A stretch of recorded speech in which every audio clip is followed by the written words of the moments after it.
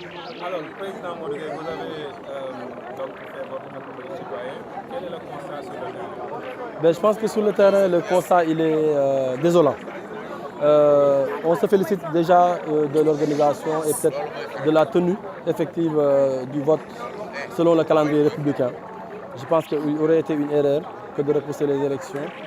Mais tout de même, quand on voit tous les couacs qui sont constatés sur le terrain, on se désole de la situation. Parce qu'une ville comme Touba, qui est quand même la deuxième ville du Sénégal, aussi bien sur le plan économique que sur le plan de la population, il n'est pas concevable qu'à cette heure-ci, le vote ne soit pas entamé au niveau de Touba.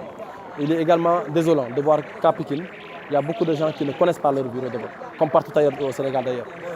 Et encore, à Pékin, on peut le concevoir parce qu'on a l'Internet ici, on a des ordinateurs. Mais imaginez-vous quelqu'un qui est dans la forêt profonde, quelqu'un qui est dans les villages profonds où il n'y a pas d'Internet, où il n'y a pas l'accès aux nouvelles technologies. Ces gens-là qui n'ont pas aujourd'hui la bonne information, comment est-ce qu'ils vont voter? Je pense que le vote est un acte citoyen qui doit être garanti pour tout citoyen qui le désire. Aujourd'hui, on constate avec désolation que les conditions ne sont pas réunies pour que tous les citoyens puissent voter. Il semblerait que le vote a été repoussé jusqu'à minuit. On ne sait pas ce que ça augure, mais ça ne semble rien de bon.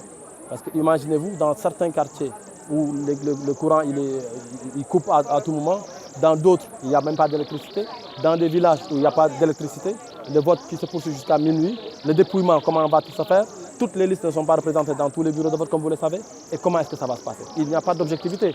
Parce qu'aujourd'hui, on m'a signalé ici dans ce bureau-là, dans cette école 27 de Pékin, que ce matin, une vieille personne est venue voter, a demandé à voter ma liste. On lui aurait indiqué la liste de Benno Bokk Yakaar. Je pense que vous avez été témoin de ça là. Un non-voyant au bureau numéro 15. Même la presse a été témoin de cela. Ça, c'est extrêmement grave. C'est extrêmement désolant pour un pays qui se dit démocratique, pour un pays dont la démocratie se veut majeure. Je pense que ça, c'est des choses qu'on doit corriger, mais c'est des choses qu'on doit sanctionner. Le ministre de l'Intérieur a l'obligation aujourd'hui de demander le pardon à tous les Sénégalais pour cette organisation catastrophique du vote. Je pense qu'il n'est pas concevable. En Côte d'Ivoire, à Adjamé, à Treichville, on m'a dit que les gens n'ont pas pu voter jusqu'à présent, jusqu'à l'heure où je vous parle, parce que les bulletins ne sont pas là, les bureaux ne sont pas mis en place. C'est gravissime pour un pays comme le Sénégal. C'est désolant.